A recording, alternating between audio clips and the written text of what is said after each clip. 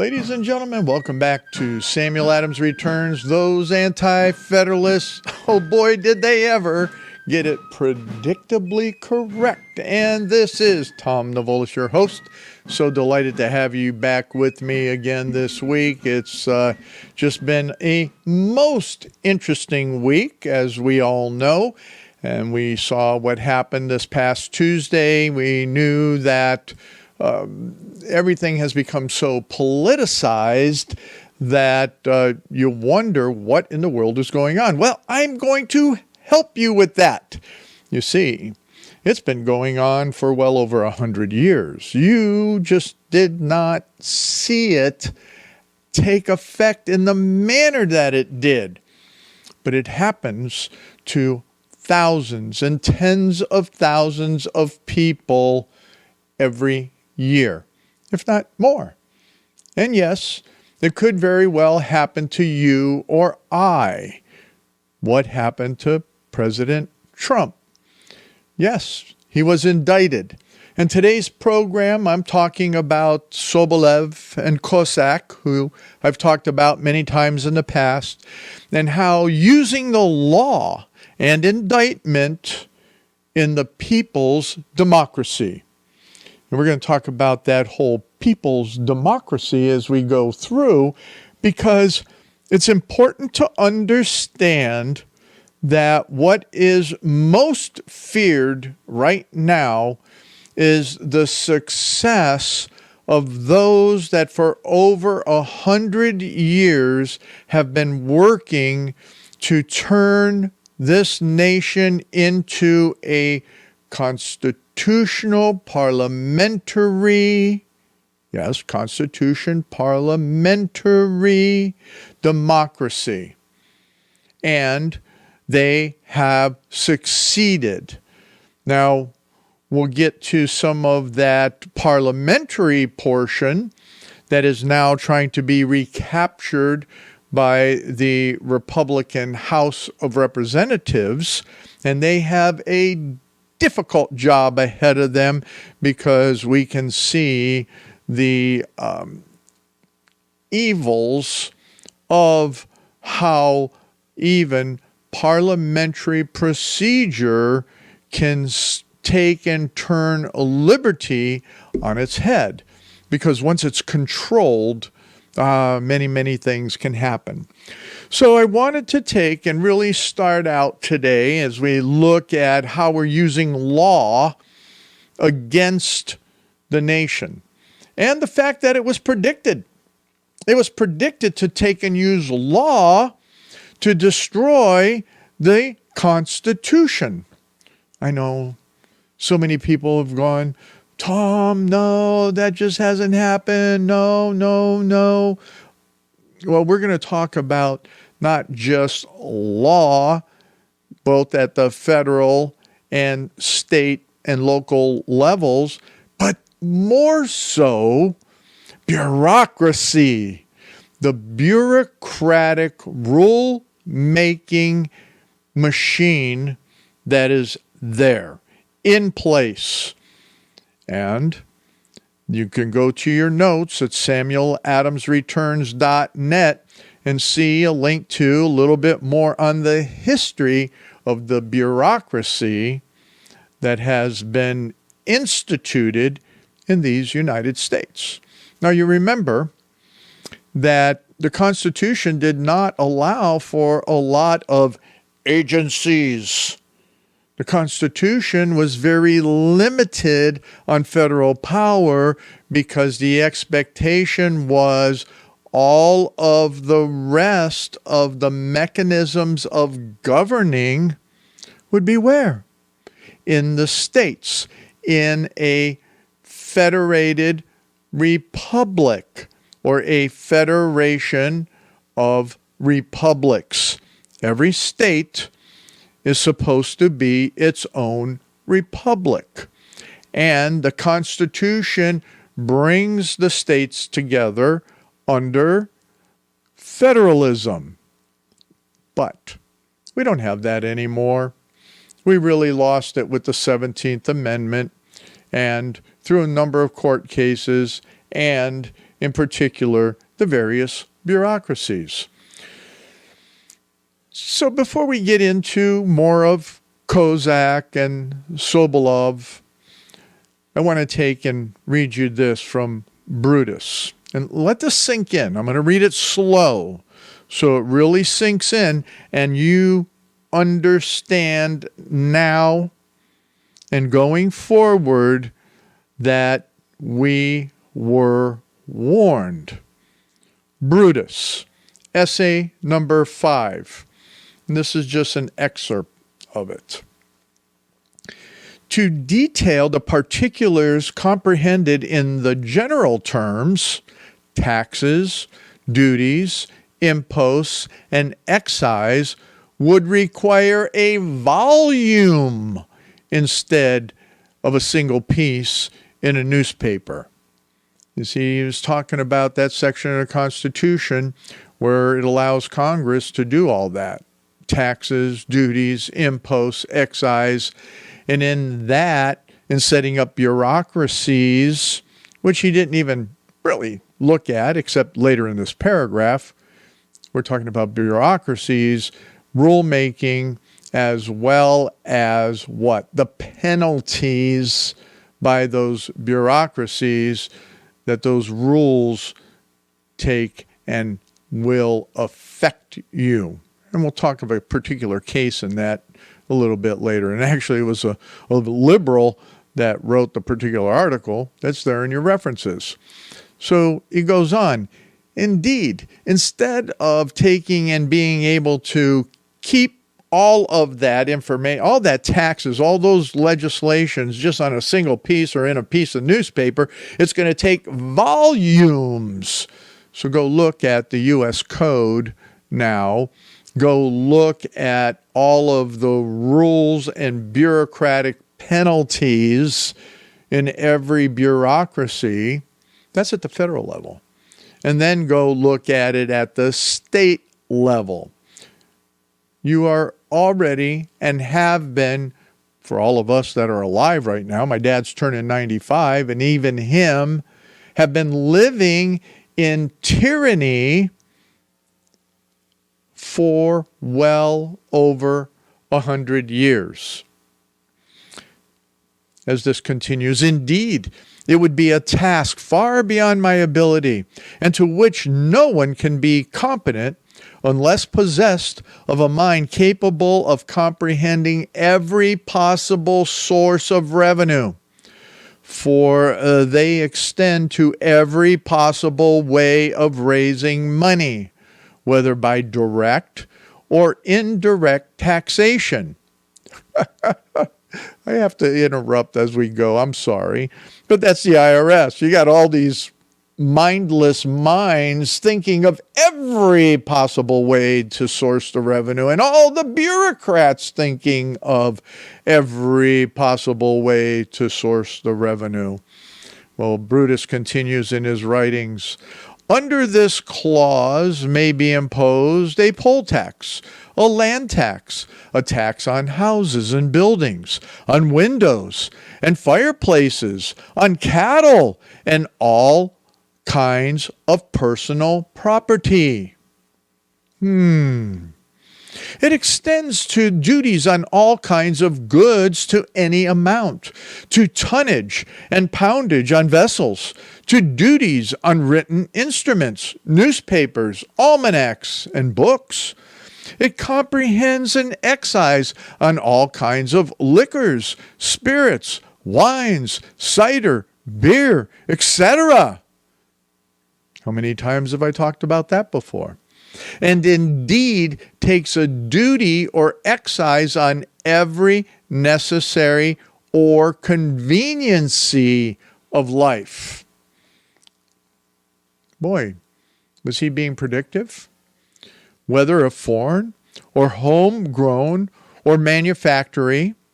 In short, we can have no conception of any way in which a government can raise money from the people, but what is included in one or another of three general terms.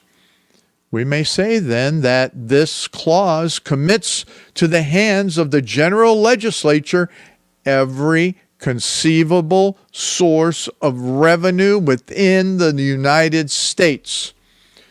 Not only are these terms very comprehensive and extend to a vast number of objects, but the power to lay and collect has great latitude.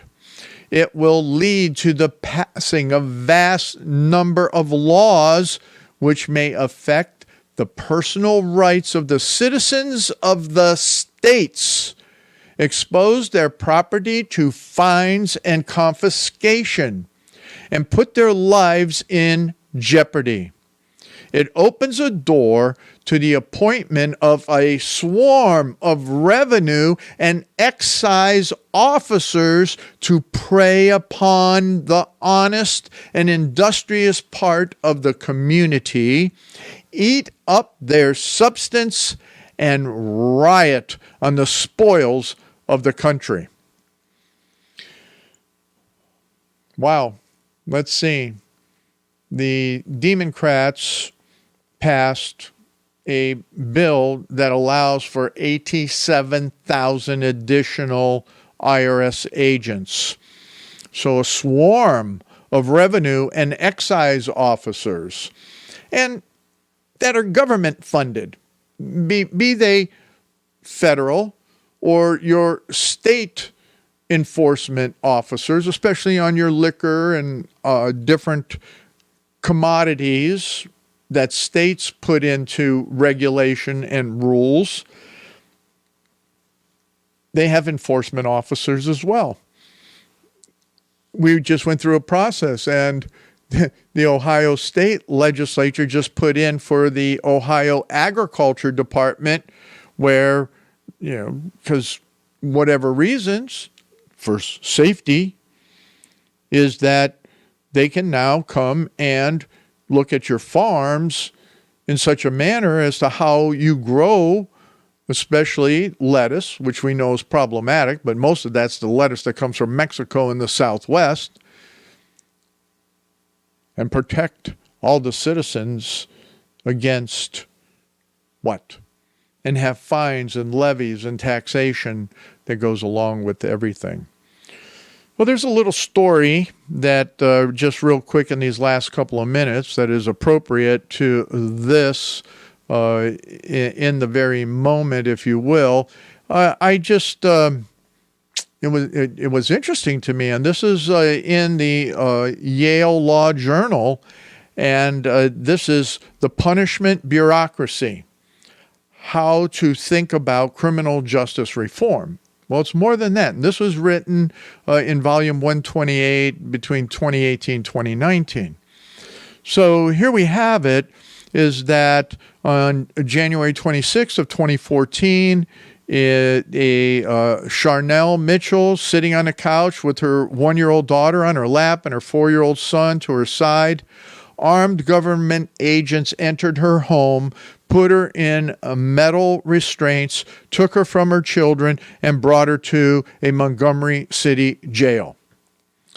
And she was told at the jail that she owed the city of Montgomery for old traffic tickets. And what it turned out to is not just all these federal agents or city or town or county or state. It was the city took an outsource. It privatized the collection of her debt. It privatized it to a probation company. And they came in and got a warrant for her arrest and used a SWAT team to haul her off for tickets. Now, we're going to talk about that a little bit more when we come back into the second segment. Now, Sam Adams, he clearly knew that this was tyranny. We were seeing these types of activities during the founding era. The frustrating portion of it is that what we have now is worse, is 3 orders of magnitude worse than what it was during the founding era. And I'm going to express that to you when we start looking at all of these bureaucratic rules with penalties. Come on back. Ladies and gentlemen, welcome back once again to the second segment of Samuel Adams Returns. And we're going to jump right into it here. Is that as we finished the last segment, we were talking about Sharnala Mitchell, and she was arrested by a SWAT team that came into her home. And because the city of Montgomery took and outsourced their collections of tickets of debt of whatever it is they want to collect on. And so they use a SWAT team. They got a court order for her arrest, a warrant, and they went in there and they, took her away from her kids. I don't know, it doesn't talk about what happened to the children in this case, but when she went there, and this is what happens in this bureaucratic environment. So this was parking tickets, right? And what it turned out was this attorney that wrote this article in the Yale Law Journal, he's sitting there and he's in the courtroom and he's watching on this, and the judge demanded that Sharnala pay or stay in jail. If she could not pay, she would be kept in a cage until she sat out. That's in quotes, so that's probably what the judge said, sat out her debts at $50 per day, or at $75 per day if she agreed to clean the courthouse bathrooms and the feces, blood, and mucus from the jail walls. So an hour later, in a windowless cell, Charnel told me that a jail guard had given her a pencil and showed me the crumpled court document on the back of which she had calculated how many more weeks of forced labor separate her from her children. So that day, this particular attorney became a civil rights lawyer. Now, what's interesting in this article is that, I totally get this, because you see, it's stating here something that is the reverse of why de Tocqueville came to America. You see, Europe had their prisons full in the 1800s. America did not. America did not. You see, we operated at that point on constitutional principles and more on moral law that was reviewed through the minds of judges and officials that knew that God was in control. Maybe not all of them, but a good portion of them did. And therefore, they applied more biblical forms of justice and not incarceration. But today, or at the time of this article, back in, 2014, I think it was, 2.2 million humans were confined in prison cells in the United States. About 500,000 of them are presumably innocent and awaiting for trial. So it's not just the January 6 folks. They're the ones that are the focal point, and rightfully so. They have had their rights violated and have not had a speedy trial, nor have they been allowed out on bail. Their rights have been totally violated. So what this author is saying is that there's about 500,000 people that are innocent or awaiting trial. The vast majority whom are confined by government solely because they cannot pay enough money to buy their release. And in so many different ways, that's what's going on with the J6ers, is that all of their properties, for a number of them, have been confiscated, taken away, and they have no means whatsoever. Or they had to sell everything off to get a real attorney instead of the court-appointed attorneys, which haven't been doing them anything very well. So, what do you do? I'm stymied. That this is what has become of our nation just in law. Well, and I do mean well, This is what Sobolev and Kozak also wrote about, because they wrote about the undermining of the legal system in such a way that you use the law and the Constitution to destroy the Constitution, the law, and liberty. So this country, as this article continues, has 5% of the world population, but 25% of the world's prisoners.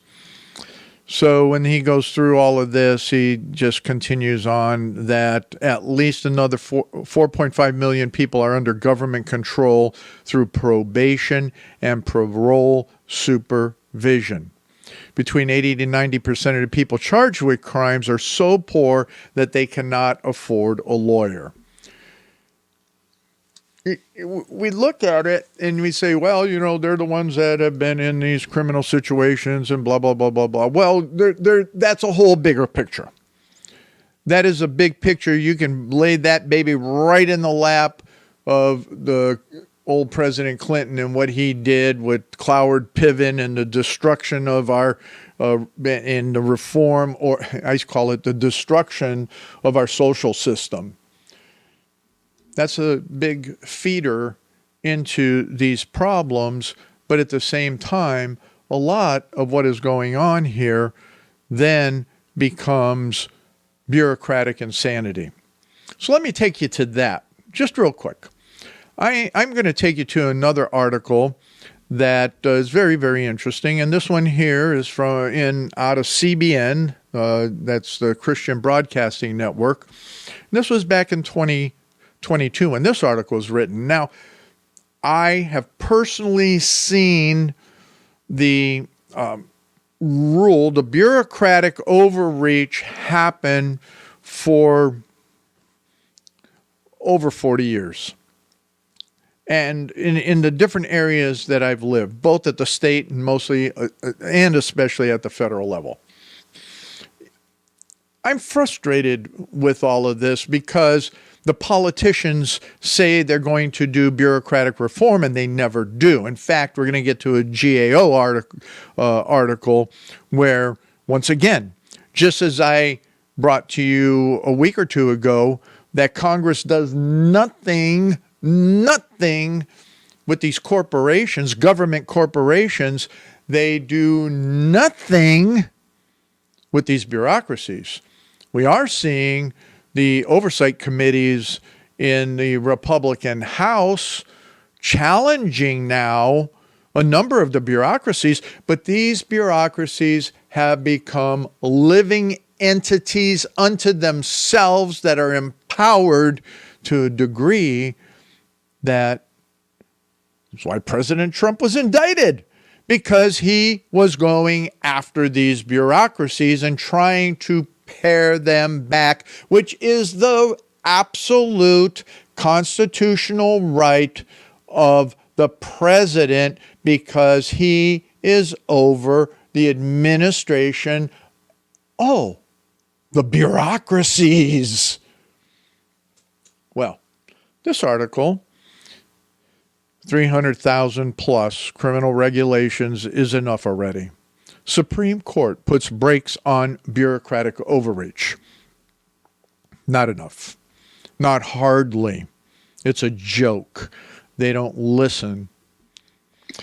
So this article was written after the Roe decision came out and what the court did with that, but more so where a lot of people weren't paying attention. I did, and I think I even mentioned it to you, was the court overturning what? Its ruling with West Virginia versus the EPA, where the court went here and it really took and stopped and put a kibosh on some of the things that the EPA was doing. Now, you have to understand that the Clean Air Act was written in 1960s to reduce toxic emissions. So instead of taking, and this was during the Obama administration, in 2014, he put executive action to work. So here he is, bureaucratic rule. And what he did was not address specifics. He went after the whole fossil fuel industry. That's what he did. That's what Biden did, and that's what the leftist Congress then codified in different ways with this Green New Deal nonsense. But then, when you started looking at it, the Supreme Court called foul. They said you can't do that. Obama went after the entire industry in a way that would have transformed our power grid, and now we're seeing it being done under Obama or Biden. And the Supreme Court decision there virtually doesn't mean anything because they were able to codify some of the insanity that now we have to deal with. But the point being is that the court was trying to put a damper on it. The court was saying, no, the Clean Air Act only says so much that you can do, and the EPA is taking it too far. You can't do that. Well, in this article, you can go read it for yourself, but the author here brings out very clearly that in all of the bureaucracies, and here, I have to read this for you. So I'm going to come back, and here's a paragraph that we'll start here, is that the EPA has come in and threatened to take everything we've ever known, Johnson said. And it wasn't just millions that were on the line, because there was a fine of like $20 million that the EPA was going after this Wyoming ranch, because he got approval from his local authority and the state to take and build a stock pond. I remember this one very clearly. To do a stock pond for his animals, but he didn't ask the EPA. So the EPA fines him $20 million. $20 million. And he's saying EPA's coming and threatening to take everything away. Everything. What did we just read in the opening from Brutus? What did we read? They will come and take your property. They will take your liberty. They will come and take everything away. And he goes on, almost every environmental statute includes criminal provisions. So you could go to jail and face criminal fines for things that most of us take for granted on our own property, like moving dirt from one place to another. Jonathan Wood with the Pacific Legal Foundation told CBN. In fact, there are so many government regulations concerning every aspect of American life that recent efforts to count them have failed. What did Brutus write? Brutus wrote, it would take volumes.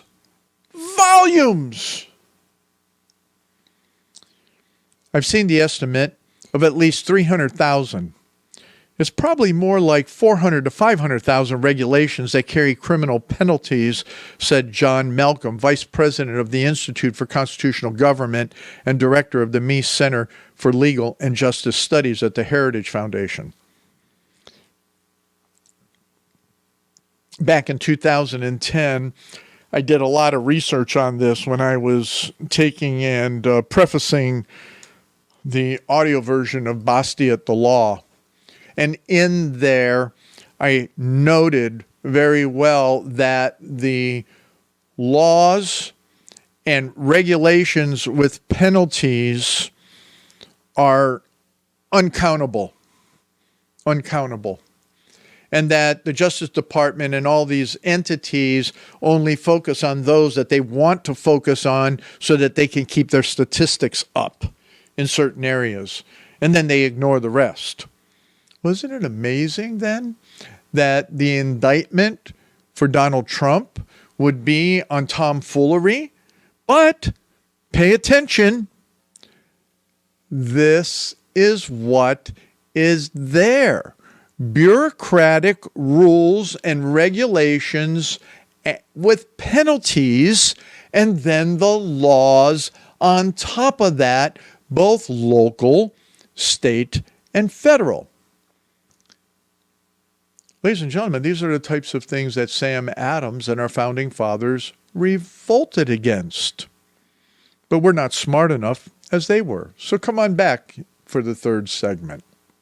Ladies and gentlemen, welcome back to this last segment of Samuel Adams Returns. Those anti-federalists, they absolutely got it right. At least Brutus did in the conversation that we're having today. The whole idea of bureaucratic regulations and penalties, I covered that quite extensively in the second segment. So those that are in the markets that only get the first and third segment, I highly suggest you go to samueladamsreturns.net and listen to the podcast or watch it on either Rumble, Brighteon, and YouTube, if I remember to put it up there. And on any of those programs, please take and identify that you watched it, give a thumbs up or a click or a rumble or whatever it is that particular distribution mechanism allows you to help. And then definitely follow the program, if you will. We're trying to load even more of our programs up on Brighteon and keep them going on Rumble. This is program 395. So we've done plus that because we had to do some reruns. And as I rarely mention, if you do find this useful, we can always use a contribution. And if you'd go to samueladamsreturns.net, please, hey, $5 always helps, keep the lights on at least. Just to finish off, we did talk about that when it comes to all of these regulations concerning every aspect of American life, which is what Brutus talked about back in segment number 1, every aspect of American life would be touched by Congress making laws, and then this whole crowd of bureaucracies that have come about. And what we've seen in that conclusion was there's anywhere from 300,000 to 500,000 regulations that carry criminal penalties. So with that, you sit there and you wonder, what in the world are you talking about? Look, I'm not going to get into it here, but there's the GAO report and study on this is there at samueladamsreturns.net. Please go look at that. And then there's also from the leftist of all people, Brookings Institute, tracking regulatory change in the Biden area. And this was done on March 3rd, 2023. So this is extremely recent.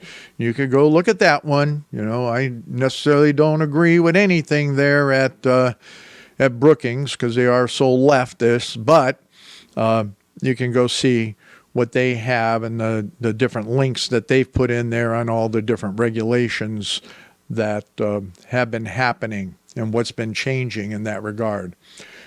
I do want to cover with you, though, what was going on with Sobolev and with Kozak. Now, you heard me talk about Kozak in many different programs, and that his famous writing on Not a Shot Fired, where the country of Yugoslavia was taken over by what? The socialist communists through the parliament. And when people go, well, Tom, the United States isn't a parliamentary system. No, it's not. But through the elections process, by virtue of law, and by what's been taught in the educational system, the common term, so different than what I opened the program with, I'm going to reiterate that for you right now. Our government is a constitutional republic that utilizes democratic method of voting, especially for the lower house. The Senate is perverted in that now you have a general election for the Senate as well. So we no longer have then a constitutional republic that functions within the context of federalism, because the senators are no longer held accountable by state legislatures. They're owned by lobbyists, special interest, and personally, I think their own interest. Therefore, they are a perversion and have allowed the federalism to die. So what we have instead is a mighty weapon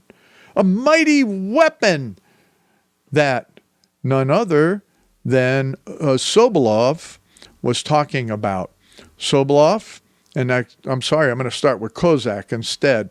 Kozak and what he was talking about, that mighty weapon being none other than democracy and the use of patriotism.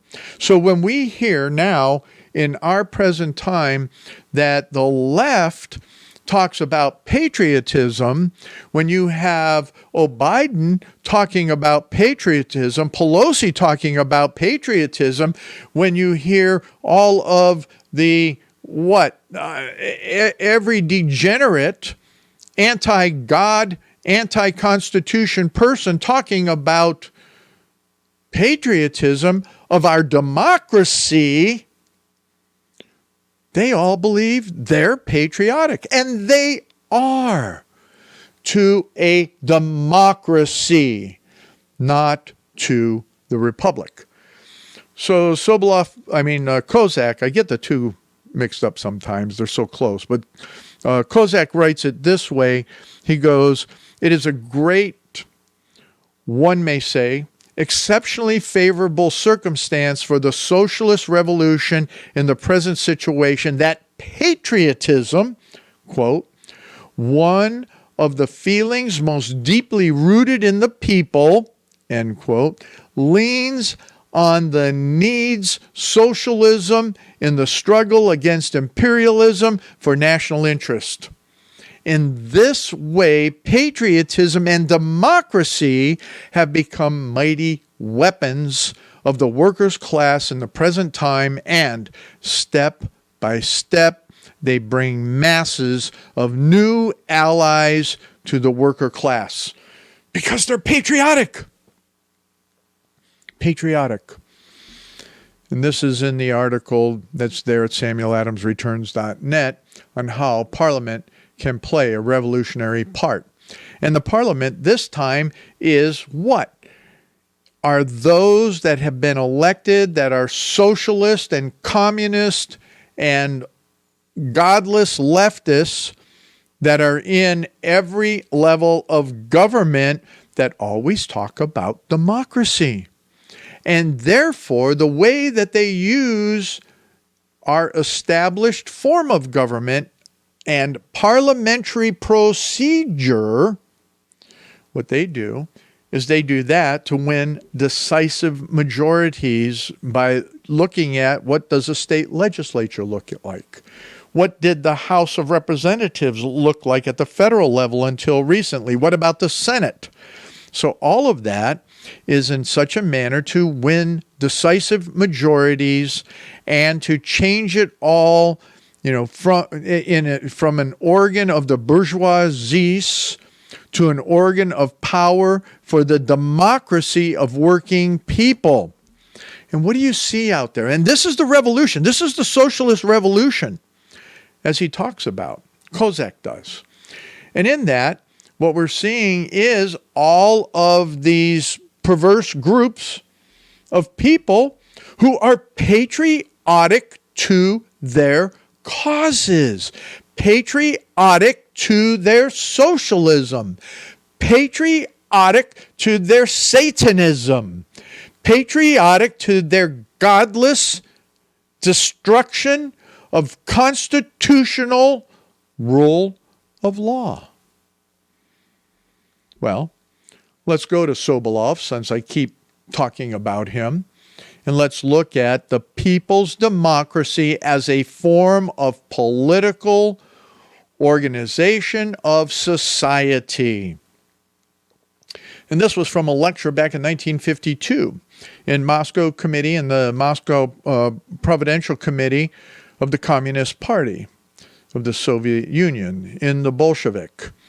So we're talking about what was happening with Marxist-Leninism and what both Marx and Lenin then brought forward during the revolutionary period. Talks about just that the Soviets are not the only type of revolutionary organizations. What? No, they're not. Think about what's happened in America. Think about all these other little power groups out there. Think about Black Lives Matter. Think about all the transgender stuff. Think about all these other leftist groups, all these ideas of safe spaces, all these ideas of just picking on everybody for those little niche things. Sobolev writes here, the regime of people's democracy is the new type of state organization of the people's power in the countries, and at this point he was saying of Central and Southeast Europe. But now it's spread across the whole world, especially into the United States. And he talks about the people's democracy confirms the correctness of the theoretical thesis of Lenin and Stalin concerning the international importance of the dictatorship of the proletariat. We can stay here, and we may end up finishing just in this. You see, this is the dictatorship of the proletariat. So you have all these little groups out there that call themselves a minority, but they are the majority by the voices that they have, and they are out there as what? They're the dictatorships of the proletariat. Dictatorship of the proletariat as an essence of various political forms in the period of the transition from capitalism to socialism. Stalin teaches that the regime of the countries of people's democracy all over the world now, in the United States in particular, fulfills the functions of the dictatorship of the proletariat, and that the states of people's democracy are one of the forms of the dictatorship of the proletariat. That sounds like double talk, but it's not. Look at Portland, Oregon, Oregon itself, Washington State, New York State, all of these socialist states, Chicago, New York City. Oh, these are the people's democracies. And what do? They, in those little groups, use every mechanism of media, every mechanism that they have in their power to take and do what? Be the dictators at the state level, be the dictators at the city level, be the dictators in Congress at the federal level when they hold a majority. We see that now with the Senate versus the House of Representatives. We see that with the administration, with the bureaucracies. Think about it real clearly. Think about it very clearly in this last minute and a half. The bureaucracies are full of the what? Of the people's democracy. The democracy of the people. They're full of those thinkers. Why do you think you have all of these rules? Who's making them? So the people's democracy as a new form of political organization of society was able to appear and did appear in concrete historical conditions. Primary existence was in the Soviet Union, but the further sharpening of the general crisis of capitalism, and that's what's created right now in the banking system, is the strengthening of the national liberation struggle of the peoples of the colonial and dependent countries, radically changing everything based on the dictatorship of the proletariat. Ladies and gentlemen, we have a lot of work to do. It needs to be done at the local level.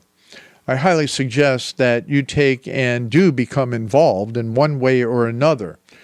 It's a must. At your school board, at your city council, at your county council, at any of the small boards that are there within the structure of your county. I did a program of that here in Ohio. There's a lot of them, and they're taxing authorities. They tax you. Sam Adams understood this, so did the Anti-Federalists, so come on back next week.